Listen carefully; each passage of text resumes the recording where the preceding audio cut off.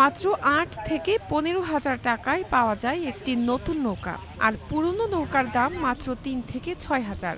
বর্ষা মৌসুমে প্রতি মঙ্গলবার ভোর থেকে দুপুর পর্যন্ত বসে এই নৌকার হাট, যার শুরু হয়েছিল অন্তত ১২০ বছর আগে।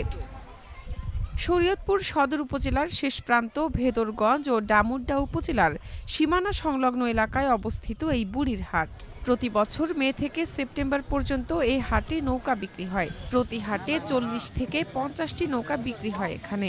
স্থানীয়রা জানালেন, বর্ষায় নৌকা ছাড়া বাড়ি থেকে বের হওয়া যায় না। এছাড়াও নানা কাজে এই মৌসুমে লাগে নৌকার সাহায্য।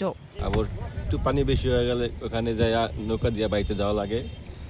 পাট ধুইতে হয় নৌকা দিয়া সুন্দর ভালো হয়। বর্ষার সিজনে আমাকে নৌকা ছাড়া চলার মতো কাদা নেই, নৌকা লাগে। বর্ষার সিজনে মনে করেন ওই ধুলোর ফসল উঠলে টুটলে ওই পাট ধান ওই মাছ ধরতে গেলে মৌসুম লাগে, আর খরালিতে আবার বন্ধ থাকে।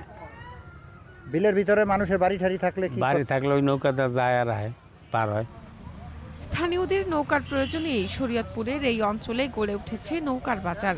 সদর উপজেলার পাটানিগাঁও, চন্দনকর, রুদ্রকর, ভেদরগঞ্জ উপজেলার ছয়গাঁও, শাহজাহানপুর, পাপরাইল, ডামুড্যা উপজেলার ইসলামপুর ও ধানকাঠি এলাকার কাঠ মিস্ত্রিরা নৌকা তৈরির কাজ করেন। প্রতি বছর ২০ থেকে ২৫টি নৌকা বিক্রি করতে পারেন বলে জানালেন এক কারিগর। সিজনে মনে করুন ২০-২৫টা বানাই আর কি। আর জ্যৈষ্ঠ মাস উত্তম আরম্ভ করি এই কাতি মাস পর্যন্ত। বর্ষা মৌসুমে যখন কাঠ মিস্ত্রিদের অন্য কোনো কাজ না থাকে, তখন তারা বাড়িতে বসে নৌকা তৈরি করেন। মিস্ত্রিরা জানালেন, তারা একজন সপ্তাহে ছোট সাইজের ২টি নৌকা তৈরি করতে পারেন। একটি নৌকা বিক্রি করে ২ থেকে ৩,০০০ টাকা লাভ করে থাকেন। বেশি কাঠের দাম বেশি, মজুরির দাম বেশি, সব দাম দিয়ে বেশি ভাই।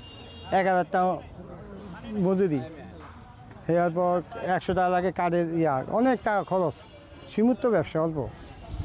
স্থানীয় কৃষি পণ্য ও নিত্য প্রয়োজনীয় জিনিসপত্র কেনাবেচার সুবিধার্থে ২০ শতাব্দীর শুরুর দিকে শরীয়তপুর সদর উপজেলার বুড়িরহাট এলাকায় একটি হাটের যাত্রা শুরু হয়। পরে ওই এলাকার কাঠ মিস্ত্রিরা সেখানে কাঠের নৌকা এনে বিক্রি শুরু করেন। সেই থেকে হাটটি এলাকায় নৌকার হাট নামে পরিচিতি পায়। নৌকার এই কারিগররা জানালেন, আগে এলাকার অধিকাংশ কাঠ মিস্ত্রিরা নৌকা তৈরি করতেন, তবে এখন তেমন লাভ না হওয়ায় নৌকা তৈরির কাজ ছেড়ে তারা অন্য পেশায় চলে গেছেন।